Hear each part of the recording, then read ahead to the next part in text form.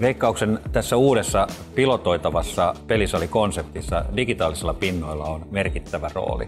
Niiden avulla me pystytään muuttamaan tarvittaessa sitä tarjoamaa päiväkohtaisesti, teemakohtaisesti tai mikä vaan on tärkeä asia.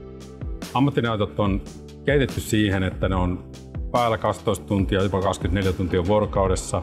Niiden valoteho riittää siihen, että ne huomataan. Niiden materiaali, mitä niissä näytöissä pyöritetään, sitä pystytään hallitsemaan etänä, se pystytään ajastamaan, se pystytään jopa automatisoimaan. Sisältö on kuningas. Me tarvitaan paljon erilaisia sisältöjä. Siinä sisältöjen tekemisessä pitää huomioida se pelisalin asiakasvirrat, mitä puhutaan, mitä kerrotaan missäkin kohtaa, mikä kiinnostaa asiakasta ja mikä palvelee asiakaskohtaamista juuri siinä pisteessä. Ja tämä vaatii paljon töitä sisällön suunnittelussa ja sisältöjen päivittämisessä ymmärrystä siitä asiakkaan tarpeesta. ZetaDisplay on meidän pitkäaikainen ja uusi kumppani. Ja yhteistyöhän on ollut sekä meidän tuolla asiakasmyynnin puolella että sitten näissä pelisaleissa, jossa meidän yhteistyö on ihan uutta, niin on ollut tosi proaktiivista. Me täytyy antaa isot kiitokset siitä.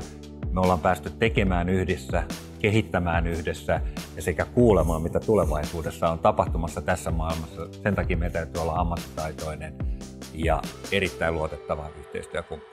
Pitkän yhteistyön hyödyt näkyy erityisesti siinä, että molemmilla on hyvä ymmärrys siitä toisen tekemisestä ja erityisesti meidän puolella niin on kasvanut ymmärrys siitä, että mitä se Veikkauksen liiketoiminta on ja mitä vastuullinen pelaaminen on ja millä tavalla tätä meidän palvelua pystytään siinä hyödyntämään.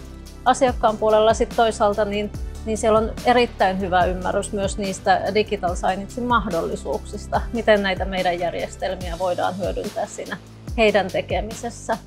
Nyt näissä pilottisaleissa niin meillä on testissä tämmöinen kosketusnäyttö, joka kertoo meidän viestiä, mutta sieltä asiakas voi sukeltaa Veikkauksen muihin kanaviin ja sitä kautta niin kun pystymme parantamaan sitä asiakaskokemusta. Meidän pitää yhä enemmän olla kiinni ajassa arjessa, mikä asiakasta kiinnostaa, meidän pitää tietää, jotta me pystytään kertoa se meidän viesti. Tässä uudessa pelisalikonseptissa, niin kun me ollaan avattu ikkuna ja näkymä sisälle, jolloin kun me ollaan tuotu lisää digitaalisia pintoja siihen myymälän etuosaan, se on tuonut meille paljon uusia asiakkaita, joka on siis yksi tärkeimpiä juttuja tässä. Eli olemme osanneet puhutella asiakkaita oikealla tavalla.